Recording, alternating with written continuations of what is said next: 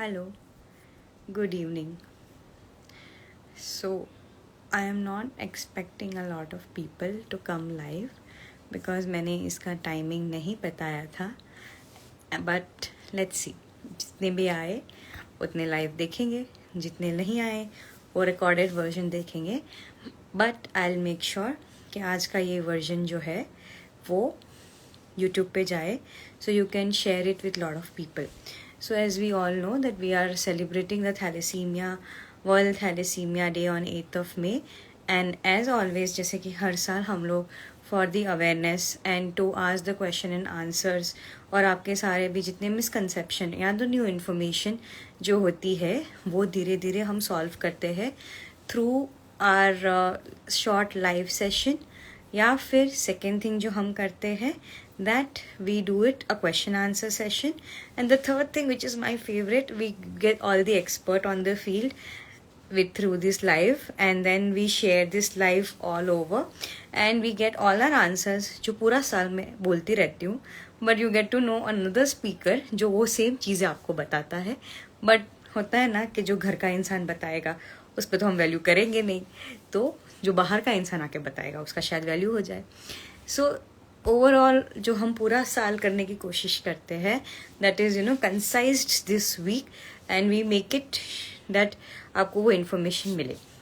सो जैसे कि मैंने आज का आपको टॉपिक बताया था that beyond the basics to be empty, ये टॉपिक है. But I have modified, worked over it, and probably we have done this earlier also, but I would like to put it like this कि today we are going to discuss ABC of thalassemia. ABC of thalassemia क्यों इतना important होता है? क्योंकि एक छोटी छोटी nitty-gritty बातें होती है जो आपको लोगों को बताई जाती है. कभी हम ध्यान देते हैं, कभी हम ध्यान नहीं देते.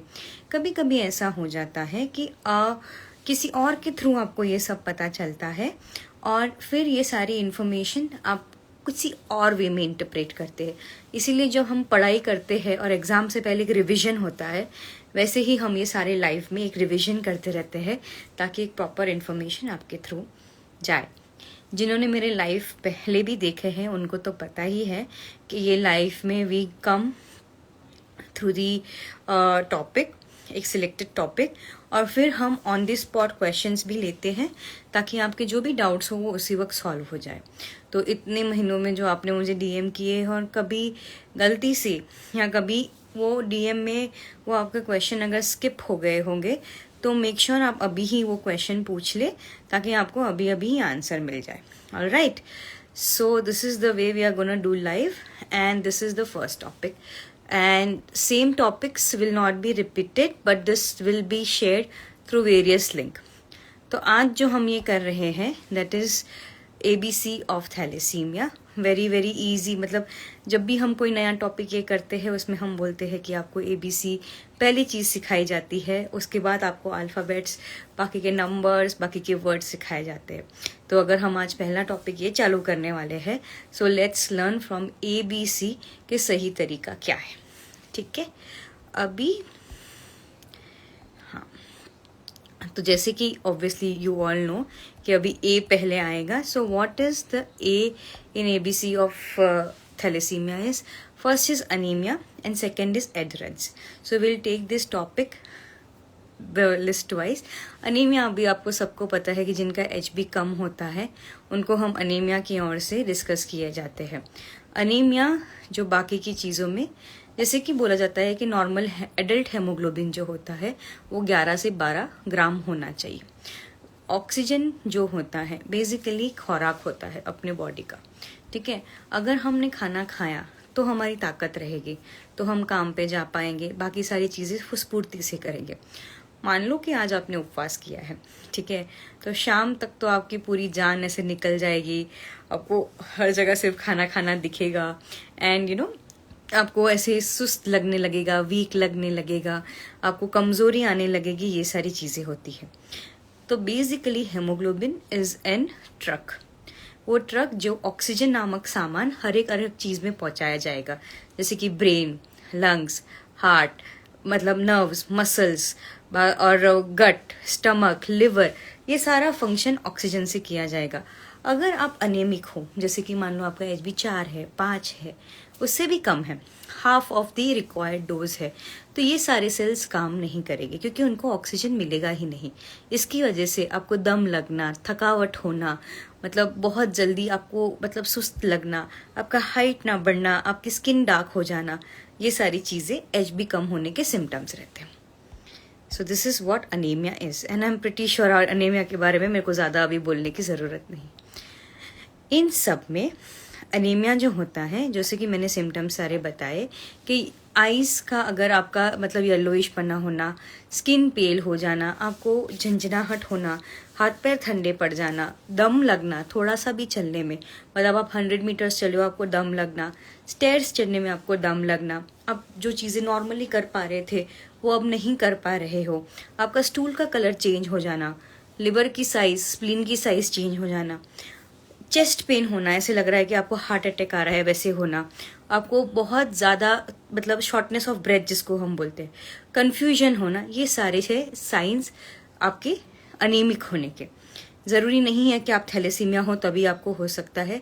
HB कम बहुत सारे कारण से होता है, जैसे कि आयरन की कमी, विटामिन B12 की कमी में भी ये सारी चीज़ें कम हो सकती है। तो ये रहा अनीमिया। दूसरा जो मेन टॉपिक मुझे A से जो बताना है आपको वो है एडहेरेंस। एडहेरेंस मतलब क्या कि जो आपको ट्रीटमेंट है वो ट्रीटमेंट आपको रेगुलरली लेनी है, ठीक है। जैसे कि आपको डेसिरॉक्स बोला गया है कि वंस अ डे लेना है, तो वो वंस अ डे ही लेना है। कैल्फर जैसे TDS लेना है, ठीक है। कैल्फर जो आपको TDS लेना है वो आपको TDS मतलब थ्राइस अ डे ही लेना है, उसको आप वंस अ डे नहीं ले पाओगे। अगर आपने जो प्रोवाइडेड डोज है उसको ठीक समय पे, ठीक टाइम पे और जो बताए गए टेक्निक्स है उसमें अगर आपने नहीं लिए, तो वो जो ट्रीटमेंट का जो इफ़ेक्ट होना चाहिए आपको, जो उसका असर होना चाहिए, जो फेरिटिन कम करना चाहिए, वो नहीं होगा, ठीक है। और उस वजह से आपका जो फेरिटिन बढ़ता ही जाएगा, आप पैनिक मोड में चले जाओगे और उसकी साइड इफ़ेक्ट्स बढ़ती जाएगी, ठीक है। हर एक डोज का अगर आपने देखा होगा, प्रिस्क्रिप्शन अगर आपने ध्यान से पढ़ा होगा, तो उसके पीछे एक OD मतलब वंस अ डे, BD मतलब ट्वाइस अ डे, TDS मतलब थ्राइस अ डे, ये सारी चीज़ें लिखी होती। उसके बाद उसमें लिखा होता है आफ्टर फूड, बिफोर फूड, ये सारी चीज़ें बहुत ज़्यादा इम्पॉर्टेंट होती है क्योंकि उसी तरह से काम करता है। ये ऐसा क्यों होता है, कुछ कुछ दवाइयाँ OD लेनी चाहिए, कुछ कुछ दवाइयाँ BD लेनी चाहिए, कुछ कुछ दवाइयाँ TDS लेनी चाहिए, क्योंकि हर एक दवाई का एक हाफ लाइफ होता है, ठीक है। हाफ लाइफ मतलब उस समय तक वो काम कर सकता है, उसके बाद वो काम नहीं करेगा। जैसे कि डेसिरॉक्स है, उसका हाफ लाइफ इज 24 आवर्स, मतलब वो 24 आवर्स तक मैक्सिमम काम करेगा, उसके बाद उसका असर कम कम कम कम होता जाएगा। अगर मान लो कि आपको चाहिए कि डेसिरॉक्स बहुत काम करे और आप दिन में 2 बार डेसिरॉक्स ले लो, तो उसका कोई साइड इफ़ेक्ट हो सकता है। हाँ, उसका साइड इफ़ेक्ट ये हो सकता है कि वो टॉक्सिक डोज हो जाएगा, तो जहाँ पे डेसिरॉक्स असर करना चाहिए वो आपको नुकसान करेगा, तो वो आपको फिर वो सारी चीज़ें एडवर्स इफेक्ट में चली जाएगी एंड दैट इज़ हार्मफुल। जैसे कि कैल्फर है, कैल्फर का हाफ लाइफ इज़ 8 आवर्स, इसीलिए वो हमेशा TDS डोज में लिया जाता है, मतलब थ्राइस अ डे, मतलब अगर आपने सुबह 8 बजे लिया तो फिर 2 बजे लीजिए और रात को वापस से 8 बजे लीजिए, तो ये आपको 8-8 घंटे के गैप में होगा, ठीक है। अगर आपको लगता है कि आप बहुत सारी मेडिकेशंस ले रहे हैं, तो आप इन डोजेस को डिवाइड कर लीजिए कि सुबह सिर्फ डेसिरॉक्स लीजिए, दोपहर को सिर्फ फॉलिक एसिड लीजिए, रात को कैल्शियम लीजिए, ताकि आपको एक समय पे बहुत सारी दवाइयाँ ना आए। दूसरी चीज़, कभी कभी ये होता है कि आपको समझ में नहीं आता कि इतनी दवाइयाँ मैं कैसे लूँ, कैसे ये करूँ, तो आप हमेशा डॉक्टर को 2 और सवाल पूछेंगे तो वो गुस्सा नहीं होगा, ठीक है। जब आप फार्मेसी में जाते हो दवाई लेने के लिए, तो उनको वापस से बोलिए कि मुझे ये सारी चीज़ें एक्सप्लेन करने को दो। जब आप प्रिस्क्रिप्शन लिखते हैं या जब आप प्रिस्क्रिप्शन को देखते हैं, तो हमेशा डॉक्टर ने ना जो भी डोज लिखा होगा उसके नीचे ना उसकी एक आदत होती है कि 1 फिर क्रॉस, मतलब वो सुबह ही 1 लेनी है। अगर वो दोपहर वाली दवाई होगी तो फिर क्रॉस, वापस से 1 और वापस से क्रॉस, मतलब वो दोपहर वाली दवाई होगी। तो मतलब वो इतना सिंप्लीफाई वर्जन में प्रिस्क्रिप्शन आपको दिया जाता है कि आपको समझ में आए।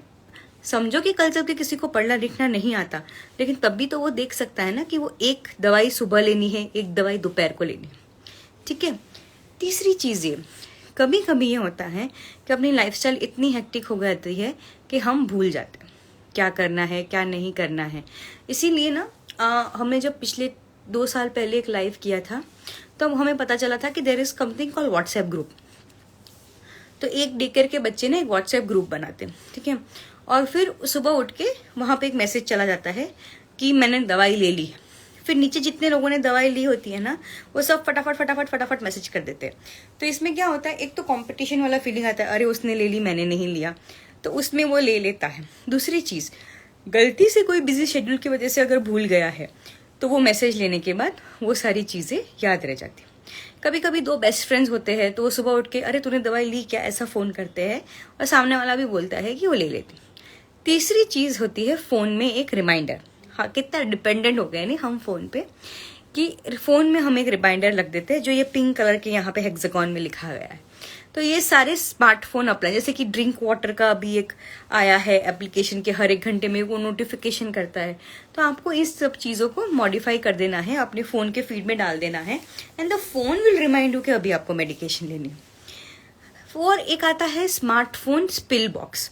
स्मार्टफोन पिल बॉक्स जो होता है उसमें क्या होता है कि आपके एक टाइम पे वो पिल बॉक्स आपको अलार्म देगा तो वो मेडिकेशन आपको ले लेनी है, ठीक है। बेस्ट तरीका जो मैं यूज़ करती हूँ, जो अपने डेली शेड्यूल के लिए मैं ये करती हूँ, मुझे जो भी काम करना होता है ना वो मैं एक लिस्ट बना के फ्रिज पे रख देती हूँ। वो रेफ्रिजरेटर को मैं 1000 बार खोलते बंद करते तो मुझे वो सारी चीज़ें याद रहने लगती, ठीक है। तो दिस इज द वे। अभी सेकेंड प्रॉब्लम इज सही तरीका आपको नहीं पता है कि कैसे मेडिकेशन लेना है। You can obviously ask your care taker provider. दूसरी चीज़, there are lot of Google videos जो आपको बताएंगे डेफ्रिजेट कैसे लेना है, डेसीरॉक्स कैसे लेना है, उसमें ये सारी चीज़ें आपको पता चल जाएगी। तो ये सारे तरीके हैं कि एडरेंस क्यों इम्पॉर्टेंट है। जैसे कि मैंने बोला कि अगर आप पूरा महीना फेरिटिन की अगेंस्ट दवाई लोगे, ठीक है, और फिर एक दिन आप डिसाइड करोगे कि अभी मैं 1 हफ्ता नहीं लेने वाला, तो वो फिर पूरा महीना वेस्ट।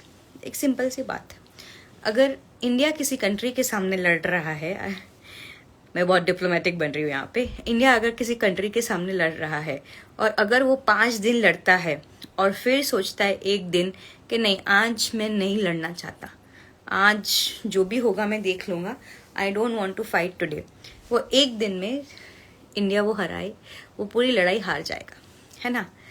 इसीलिए रोज़ लेना ज़रूरी है क्योंकि there is something called labile plasma ion and there is something called non labile plasma ion. हमें उन दोनों का बैलेंस बहुत ज़रूरी मेंटेन करना है, ठीक है। इसीलिए एडरेंस, रोज़ दवाई लेना is very very very important, ठीक है। तीसरा टॉपिक है हमारा बी से, ऑब्वियसली बीटा थैलेसीमिया और ब्लड ट्रांसफ्यूजन, ठीक है। बीटा थैलेसीमिया आप सबको पता है, उसके बारे में मैं ज़्यादा बोलना नहीं चाहती, लेकिन ब्लड ट्रांसफ्यूजन, हम हर एक थैलेसीमिक को ब्लड ट्रांसफ्यूजन नहीं देते।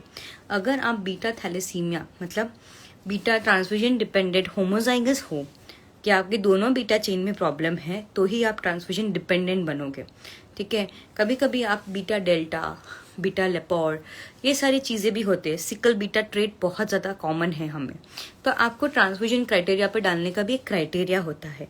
हर एक इंसान जो थैलेसीमिया लेबल है उसको हम ट्रांसफ्यूजन, रेगुलर ट्रांसफ्यूजन पे नहीं डालते, ठीक है। ये 4 चेन ऑफ हेमोग्लोबिन वो सब तो आपको बिल्कुल पता है। आगे चल के ट्रांसफ्यूजन के लिए हम आपको अलग अलग चीज़ें ऑलरेडी बता चुके हैं, लेकिन ब्लड ट्रांसफ्यूजन ज़रूरी इसलिए है क्योंकि हमें एक अच्छा हेमोग्लोबिन चाहिए, हमें एडवर्स रिएक्शन को भी, ये सारी चीज़ों को भी अवॉइड करना है।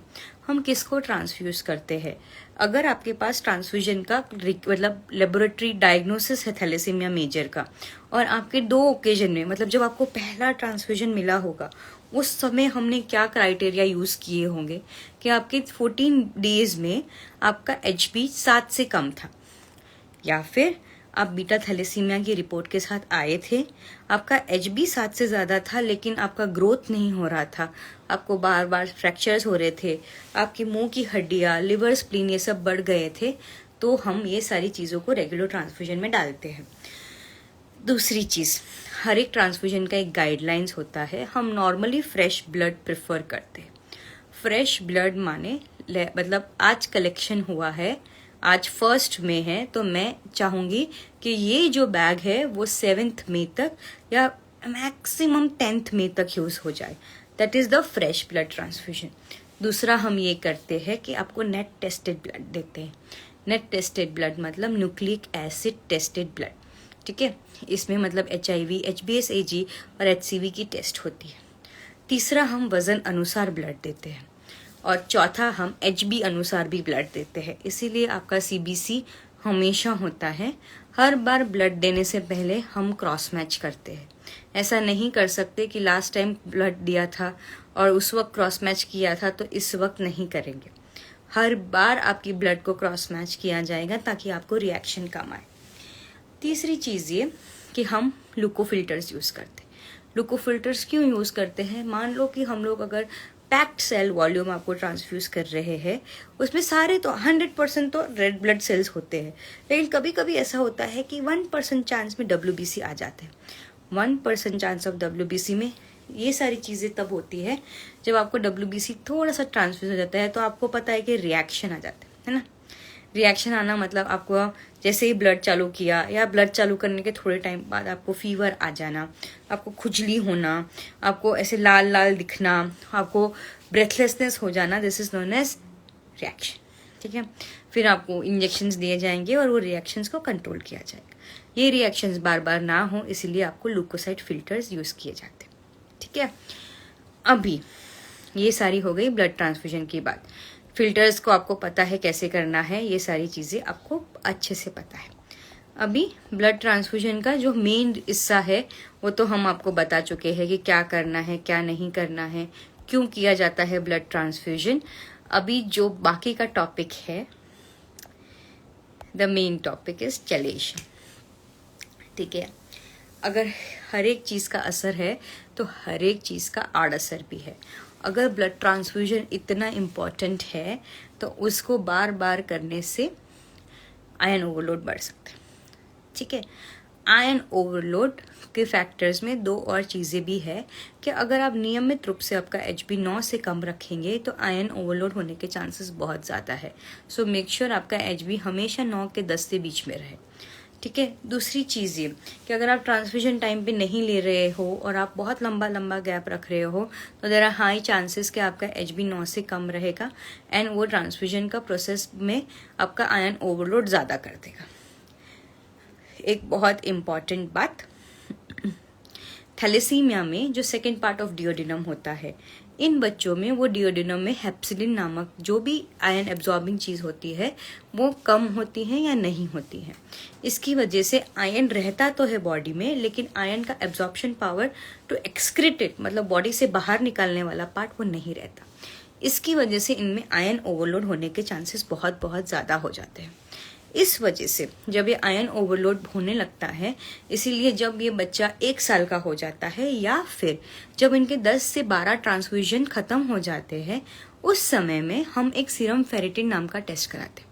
इससे पहले हम सीरम फेरिटिन इसीलिए नहीं कराते क्योंकि देयर आर हाई चांसेस कि वो नॉर्मल आए या फिर वो आयरन ओवरलोड इतना ना बढ़ा, है ना।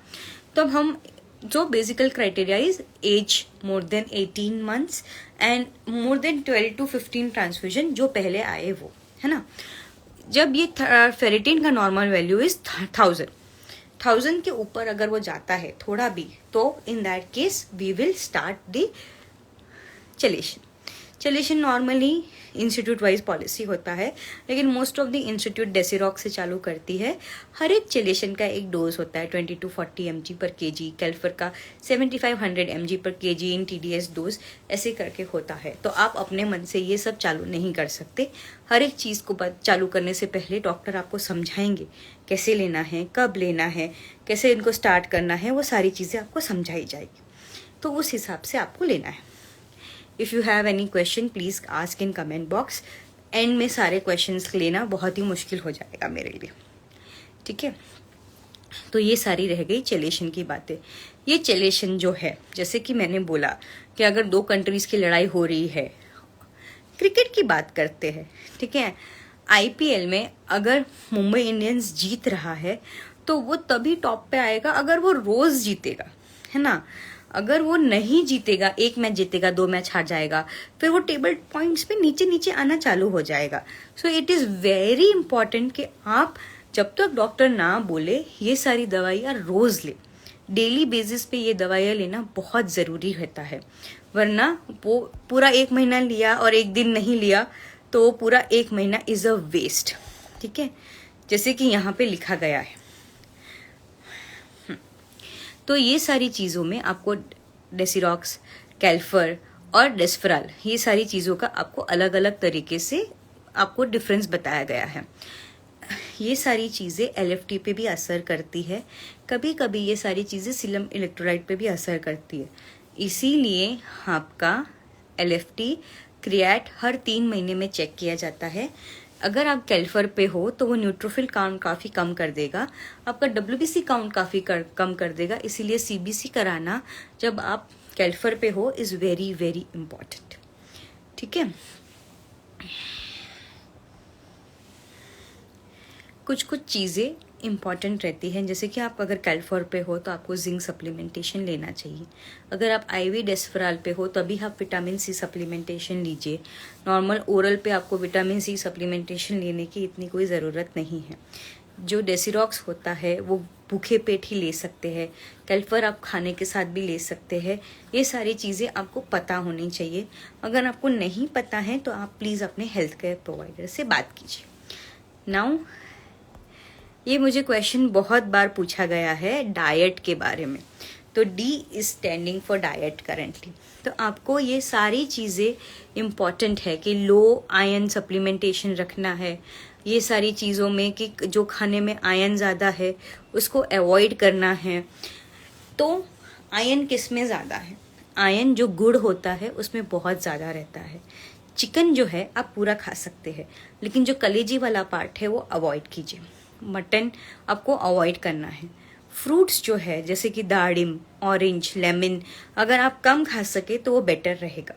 ग्रीन लेफी वेजिटेबल्स, जैसे कि महाराष्ट्र स्टेट में हम almost daily green leafy vegetables, आज पालक, कल मेथी, ऐसी सारी चीज़ें रोज़ खाते हैं. शेवगा हम बहुत ज़्यादा क्वांटिटी में खाते हैं. तो वो सारी चीज़ें अगर आप वीक में 1 बार या 10 दिन में 1 बार लोगे तो बेटर रहेगा. ड्रम स्टिक जिसको शेवगा मराठी में बोलते हैं, वो सारी चीज़ें अगर आप कम खाओ तो बेटर रहेगा. कैफिनेटेड ड्रिंक्स तो आपको हर एक डाइटिशियन मना करेगा कि do not have it at all. और खजूर आप नहीं खा सकते because it is the highest source of iron. इसमें एक चीज़ ऐड नहीं की गई है but which is always a shocker, watermelon. Watermelon is a highest source of iron, as you all know it. हमने ये बहुत बार डिस्कस भी किया.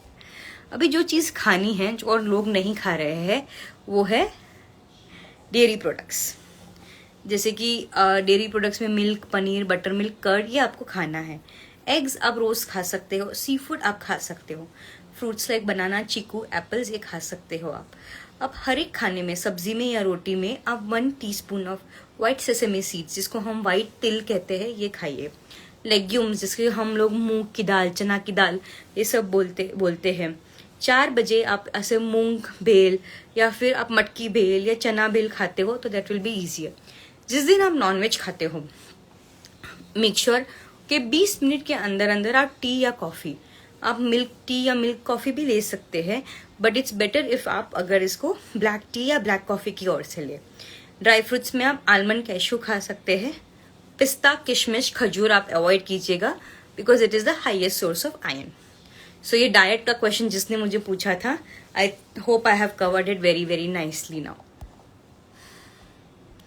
और अभी जो हम आगे जा रहे हैं, जो आप कोई भी नहीं करते, कोई भी ये चीज़ नहीं कर रहे हैं, दैट इज़ एक्सरसाइज. एक्सरसाइज इसलिए इम्पॉर्टेंट होता है क्योंकि वो आपकी मसल स्ट्रेंथ को इंक्रीज करेगा. मसल स्ट्रेंथ और आपकी बोन की जो शक्ति है उसको आपको हेल्प करेगा.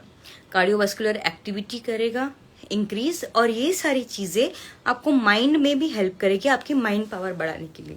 ये आपकी नींद ठीक करेगा, आपको स्ट्रेस रिलीव करेगा, आपका एनर्जी लेवल बढ़ाएगा, आपका overall health, physical as well as mental health बढ़ाएगा, जिसकी वजह से आपकी सेल्फ इमेज जो है वो काफ़ी इंक्रीज हो जाएगी. अभी जो नॉर्मल एक्सरसाइज है, जैसे कि आप स्किप कर सकते हो, चल सकते हो, मतलब बाग में चल सकते हो, टेरेस पे चल सकते हो। अगर ये सारी फैसिलिटीज़ अवेलेबल नहीं है तो स्टेयर्स अप एंड डाउन कर सकते हो, ये सब तो आप कर सकते हो, ठीक है। और दूसरी चीज़, बोन स्ट्रेंथ के लिए आपको jumping, hopping, skipping, running and the most important thing is yoga. अगर आप ये सब नहीं कर पा रहे हैं, ठीक है, तो नॉर्मल गार्डनिंग कर लीजिए, थोड़ा थोड़ा स्लोली वॉक कर लीजिए, या घर के बर्तन वगैरह ही साफ कर लीजिए। That is also very good intensity exercise. गुस्सा भी आएगा तो काफ़ी कैलोरीज बर्न हो जाती है। और कभी कभी अगर आपको हार्ड ट्रेनिंग करनी है तो आप इंक्लाइन प्लेन पे ये सारी चीज़ें कर सकते हो। बट कल के सेशन में हम ज़्यादा सीखेंगे कि why exercise and why physiotherapy is very important in your thalassemia, bone health. ये सारी चीज़ें के लिए बहुत ही ज़्यादा इम्पॉर्टेंट होता है। अभी जो हम आगे जा रहे हैं वो है लुकोसाइट फिल्टर। जिसने लुकोसाइट फिल्टर आज तक नहीं देखा है, आई होप ऐसा कोई ना हो अभी इस फीड में जिसने लुकोसाइट फिल्टर ना देखा हो, पर this is what leucocyte filter is. Leucocyte filter क्या करता है वो तो मैंने आपको बता दिया कि कभी कभी जो WBC आ जाता है, जो रिएक्शन करता है उसको वो रोक देता है। बाकी ये CMV ट्रांसमिशन में और फिर ये GVHD जो कभी कभी बहुत ट्रांसफ्यूजन के बाद, मतलब जी ग्राफ्ट वर्सेस होस्ट रिएक्शन, वो ट्रांसफ्यूजन एलर्जिक रिएक्शंस में ये सारी चीज़ों को अवॉइड करता है या फिर पूरा का पूरा बंद कर देता है। बहुत ज़्यादा ज्ञान है आज का तो। जैसे कि हमने आगे बोला कि फेरिटिन लेवल 1000 तक नॉर्मल होता है। ये इंस्टीट्यूट वाइज पॉलिसी होती है। कभी कभी कोई इंस्टीट्यूट फेरिटिन 3 महीने में चेक करती है, कभी कभी कोई इंस्टीट्यूट 6 महीने में चेक करती है। अगर आपके फेरिटिन लेवल्स नॉर्मल रह रहे हैं और डॉक्टर उस पर आगे पीछे कोई भी चेंज नहीं कर रहे हैं तो आप 6 मंथली उसको चेंज कर सकते हैं।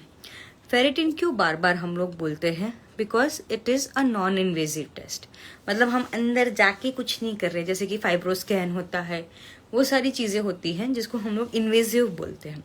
ये इतना कॉस्टली नहीं है जैसे कि T2 स्टार MRI या बाकी की सारी चीज़ें, and it is the most reliable test. अगर फेरिटिन हाई है तो फेरिटिन हाई है, उसमें कोई दोष शक नहीं है, ठीक है।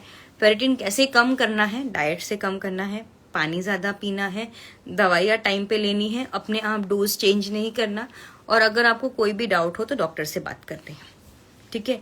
The communication with your care provider is the most important thing in everything else. Growth and development.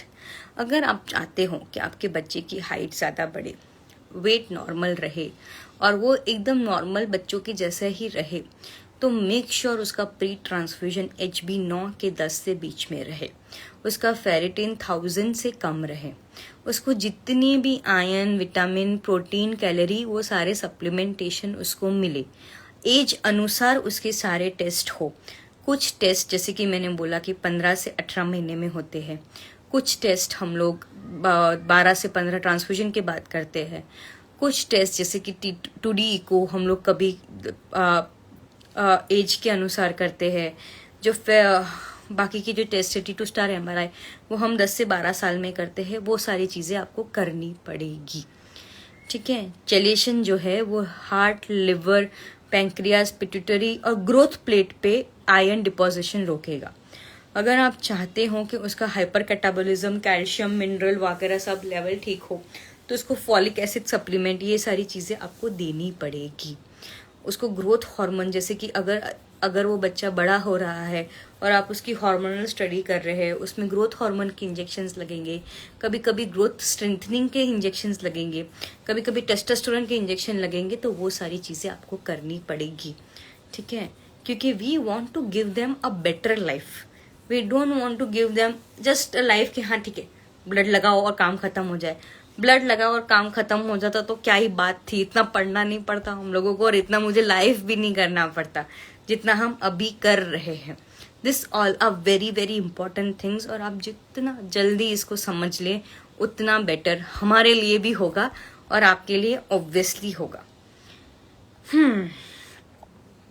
H से HLA। HLA जो देखो बेसिकली ब्लड चढ़ाने से पहले क्रॉस मैच करना पड़ेगा, तो बोन मैरो ट्रांसप्लांट से पहले HLA मैच करना पड़ेगा। HLA is the major protein of our body, ठीक है।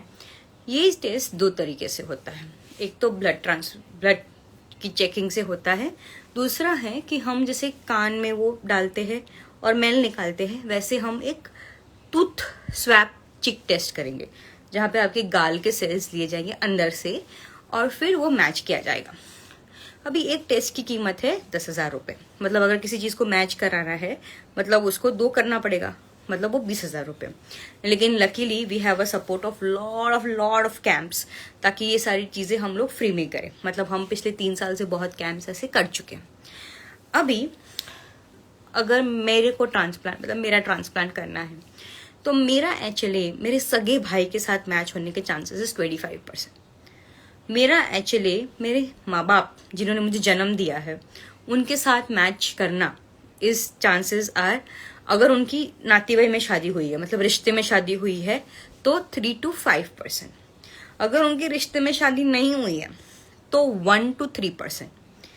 इसीलिए जब रिश्तेदार हमारे पास आते हैं, पेरेंट्स हमारे पास आते हैं जिनको मतलब ऐसे बताया गया कि ट्रांसप्लांट तो करना ही पड़ेगा, तो उसमें वो लोग कभी कभी अनलकीली वो अपने भाई बहन के साथ बच्चा मैच नहीं करता, अपने माँ बाप के साथ वो मैच नहीं करता, तो उस वक्त क्या हो जाता है ना, वो अपने मामा का लड़का, काका का लड़का, ग्रैंड पेरेंट्स, अपने भाई बहन उनको लेके आते, ठीक है।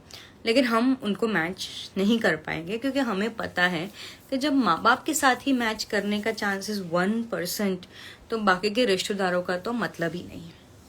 इसीलिए ये कॉन्सेप्ट समझना HLA बहुत इम्पॉर्टेंट होता है, ठीक है। जब ये HLA 12x12 मैच होता है, हाई रेजोल्यूशन 100% मैच होता है, तब हम इसको मैच बोलते हैं। अगर ये 9x10, 9x12, 8x12 कुछ भी 100% से कुछ भी अगर ये लेस हुआ तो इसको हम लोग हैप्लो बोलते हैं, हाफ मैच, ठीक है। सी अभी ये ट्रांसप्लांट का पॉलिसी इंस्टीट्यूट वाइज फॉलो होता है। जैसे कि मैं जिस इंस्टीट्यूट में हूँ, हम जहाँ ट्रांसप्लांट कर रहे हैं वहाँ पे हम 12x12 मैच लेते हैं, ठीक है। हर एक केस का एक रिस्क वर्सेस बेनिफिट रेशियो देखा जाता है, ठीक है। क्योंकि ऐसा नहीं है कि अगर थैलेसीमिया बच्चे का ट्रांसप्लांट नहीं हुआ तो उसकी आगे कोई लाइफ नहीं है।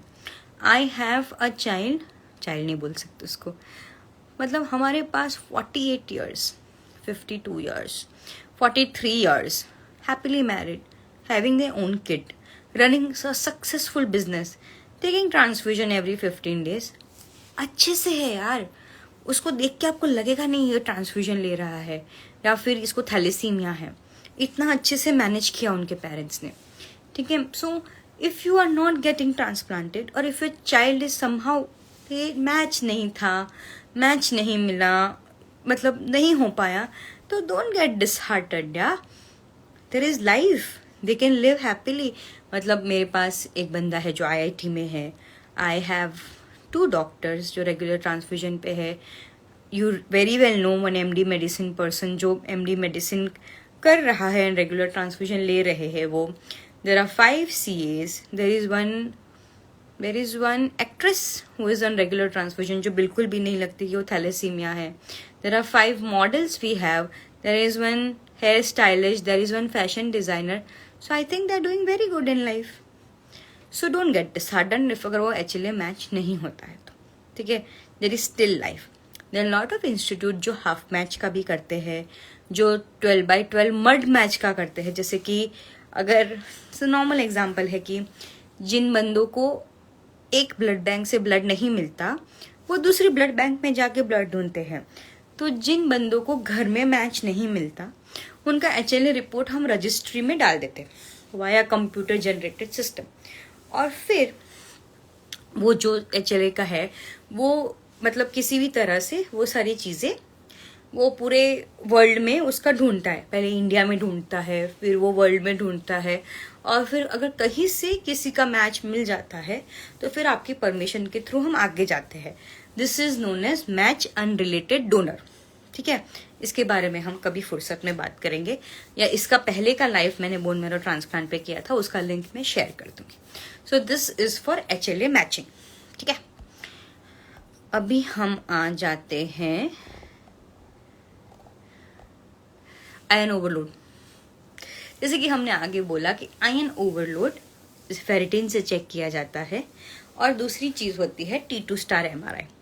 T2 स्टार एमआरआई में बेसिकली आपका एमआरआई किया जाएगा जो आपका कार्डियक, लिवर, पिट्यूटरी, पैंक्रियास, उस पे आपका आयन ओवरलोड चेक किया जाएगा।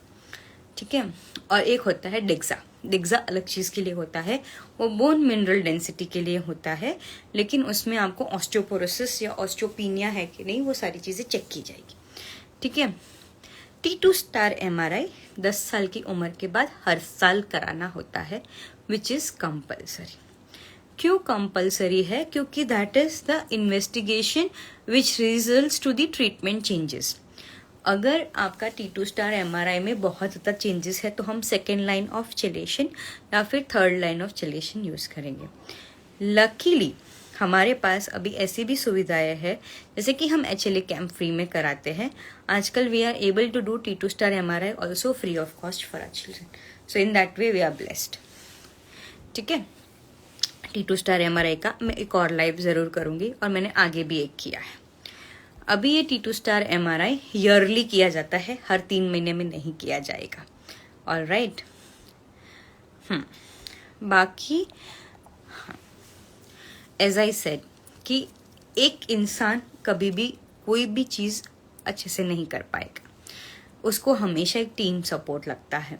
एक थैलेसीमिया डे केयर चलाने के लिए हम एक हेमेटोलॉजिस्ट, एक सोशल वर्कर, एक ENT का पर्सन, एक फिजियोथेरेपिस्ट, एक ऑर्थोपेडिशियन, एक कार्डियोलॉजिस्ट, एक गैस्ट्रोएंट्रोलॉजिस्ट, एक रेडियोलॉजिस्ट, एक फिजिशियन, एक बोन मैरो ट्रांसप्लांट फिजिशियन, एक फार्मासिस्ट, ये सारी चीज़ें हमें लगेगी। And the most important thing, जो एक डेंटल हेल्थ के लिए डेंटिस्ट और एक मेंटल हेल्थ के लिए हमें एक काउंसलर या फिर साइकेट्रिस्ट की ज़रूरत पड़ती है। So this makes a multi disciplinary approach. अगर आपको दुनिया बदलनी है तो एक इंसान दुनिया बदल के क्या करेगा? एक इंसान तो पन्ना भी नहीं बदल सकता। सो इसीलिए कॉम्प्रिहेंसिव डे केयर की आजकल बहुत ज़रूरत है, which we are trying to achieve everywhere. So ये सारी चीज़ें इम्पॉर्टेंट है। अभी आपको लगेगा कि ये सारी चीज़ों का क्यों इम्पोर्टेंस है, क्योंकि कभी कभी ऐसा होता है कि जो प्राइमरी फिजिशियन होता है वो निटिग्रिटीज़ में नहीं जा पाता। जैसे कि आप एक्सरसाइज ठीक से कर रहे हो कि नहीं, वो मेरे से बेटर एक फिजियोथेरेपिस्ट आपको समझा पाएगा। आपका लिवर हेल्थ के बारे में, आपके मेंटल हेल्थ के बारे में एक स्पेशलिस्ट इंसान आपको ज़्यादा अच्छे से समझा पाएगा। इसीलिए a team work is always better. अगर इंडिया को जीतना है तो कभी कभी विराट कोहली ही जिता पाएगा, लेकिन कभी कभी 11 प्लेयर्स लगेंगे उसको जिताने के लिए।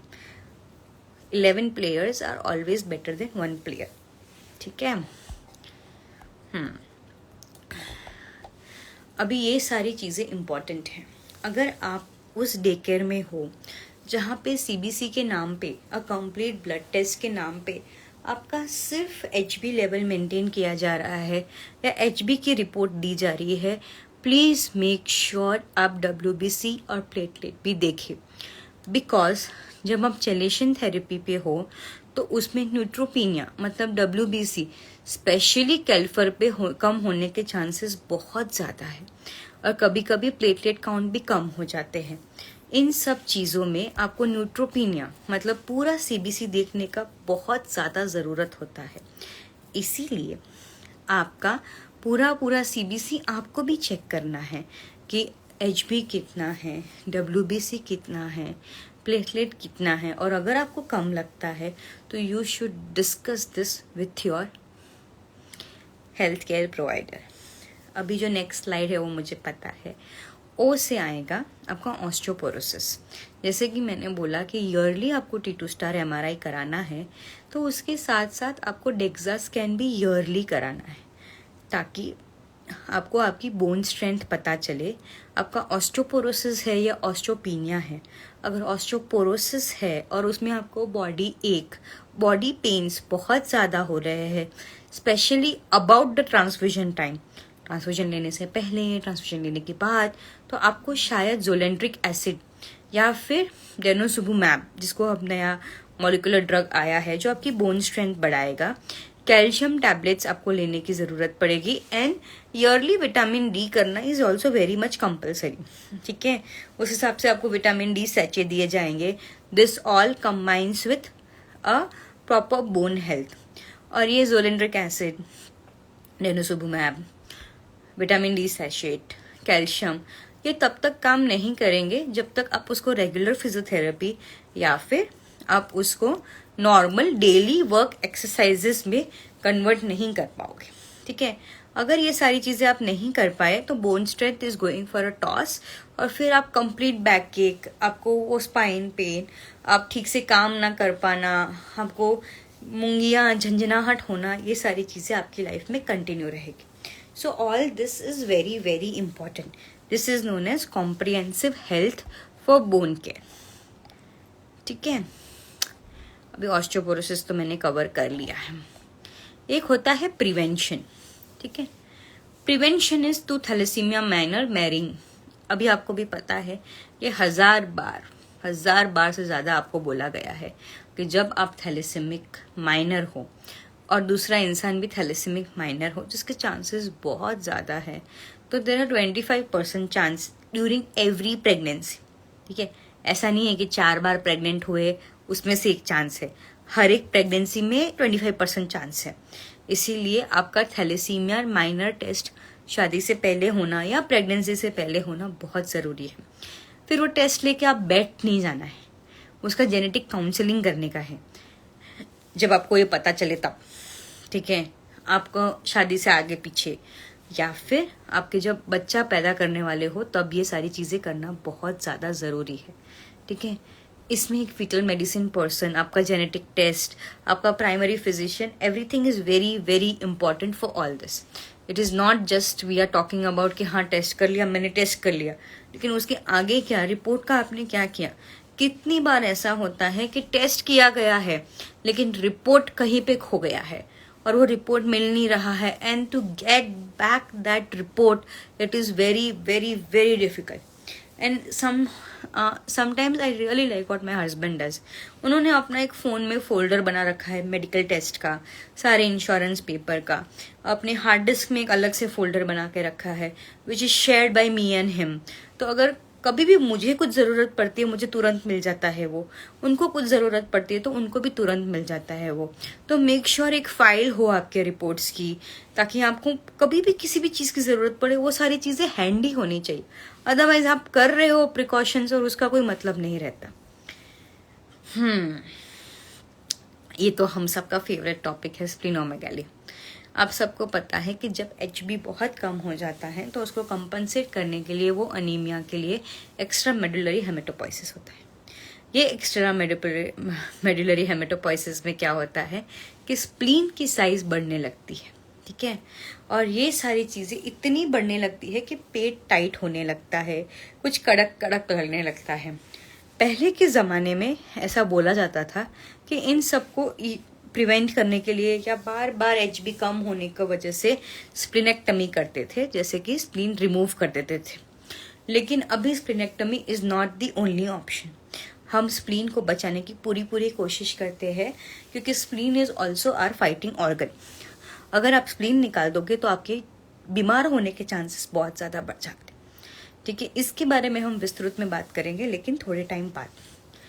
अभी हम बात करेंगे जो है T2 स्टार MRI के बारे में हमने बात कर दिया, और अभी हम बात करेंगे जिंक के बारे में।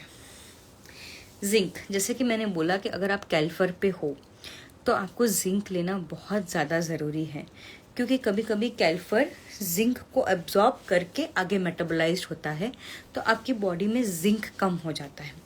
अगर आपकी बॉडी में जिंक कम हो गया तो आपके प्यूबर्टिकल चेंजेस नहीं आएंगे, जैसे कि मूछें आना, प्रेग्नेंट पीरियड्स आना, फिर वो वॉइस चेंज होना, वो हस्की फीचर्स आना, वो सारी चीज़ें नहीं होगी। आपका ग्रोथ कम हो जाएगा, आपकी बोन स्ट्रेंथ कम हो जाएगी, and your immunity will get affected because zinc is also important for your immunity. तो ये सारी चीज़ें कम हो जाना, इसीलिए zinc supplementation is very very important when you are on Kelfer, ठीक है। अगर आपका जिंक लेवल कम है तो आपको बार बार डेसिरॉक्स या कैल्फर का असर भी होना कम हो जाएगा। मैंने सारे अल्फ़ाबेट कवर कर दिए, सिर्फ एक अल्फ़ाबेट छोड़ के, जो है वाई, बिकॉज वो मेरे को एंड में रखना था। Because I want to tell you ABCDEFG सब कुछ बेकार है अगर आप अपने आप से प्यार नहीं करते तो। You are very very very important. आपको बचपन से ये चीज़ें बताई गई होगी, तुझे थैलेसीमिया है, तुझे ये है, तुझे वो है, आपके बच्चे को ये है, आपके बच्चे को वो है। आपको हर बार ये चीज़ें पॉइंट आउट की गई होगी, पर thalassemia is not the end of the world.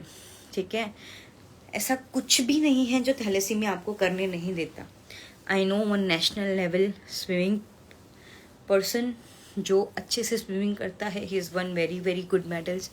I personally know one national level judo player who is a very good dancer. I know that people have made their thalassemia as a strength and they are equally spreading awareness about it. So don't let thalassemia be your hindrance. Make it as a shield. मेरे पास 3-4 IAS officer है जो regular transfusion लेते हैं, teachers है, professors है, doctors है, and I am very proud of them. मतलब what they have taught me is the things which I couldn't learn from textbook. तो जब तक आप उसको दुश्मन नहीं बनाएंगे, या जब तक आप उसको अपनी वीकनेस नहीं बनाएंगे, वो आपकी वीकनेस नहीं बन पाएगा। So don't let anything stop you. ये कल चल के मैं भी बोल दूं आपको कि आप ये नहीं कर सकते, तो यू प्रूव मी रॉन्ग। ठीक है, but science has grown tremendously from past 10-15 years. There are things जो पहले हम नहीं कर पाते थे, अभी हम कर पा रहे हैं। Now luspatercept is coming into market, जो आपका ट्रांसफ्यूजन 6-8 महीने तक बढ़ा सकता है। Bone marrow transplant is achieve so many heights. Gene therapy जब भी आएगा, लेकिन आएगा जरूर। So don't get disheartened by small things. Transfusion लेना है, लेके खत्म कर दो। गाड़ी तभी चलेगी जब उसमें पेट्रोल होगा। ठीक है, अभी गाड़ी का सर्विस कब कराना है, उसका ऑयल कब चेंज करना है, उसके टायर्स कब चेंज करने हैं, उसके माइलस्टोन्स मैंने आपको सिखा दिए हैं। लेकिन फिर भी अगर आपको कुछ डाउट हो तो you can definitely reach me any time. I am available everywhere, probably all of you have my numbers also. So please make sure कि आप कुछ भी गलत फहमी ना ये करे। हर एक चीज़ गूगल पे नहीं मिल सकती, और ज़रूरी नहीं कि हर एक चीज़ जो गूगल पे मिले वो सही भी हो, बिकॉज गूगल पे आर्टिकल उसने लिखे हैं जो एक कंटेंट राइटर है, जो मेडिकल फील्ड से काफ़ी कोस दूर है। ठीक है, और अगर आप स्टडीज समझने जाओगे तो कुछ स्टडीज तो मेरे को भी नहीं समझ आती, जिसमें मैं I am in the field. तो it's better that if you ask a person, शायद आपको 2 और ओपिनियन अच्छे से मिले। ठीक है, and regarding the recent updates we will definitely catch you soon. कल का सेशन बहुत इंपॉर्टेंट है, role of physiotherapy in thalassemia. Gaganpreet Gill is a trained, certified, US certified, a pediatric physiotherapist, and she has done many sessions with us previously also, and she has over a time she has also developed a lot of interest in thalassemia. So I am keen कि कल आप आओ और सुनो, और कल के questions आप रेडी रखो। Thank you so much. अगर इस सेशन के रिलेटेड अगर आपको कोई क्वेश्चन हो तो please let me know. I will also upload this video on YouTube ताकि आप वापस से इसको देख पाओ। Thank you so much.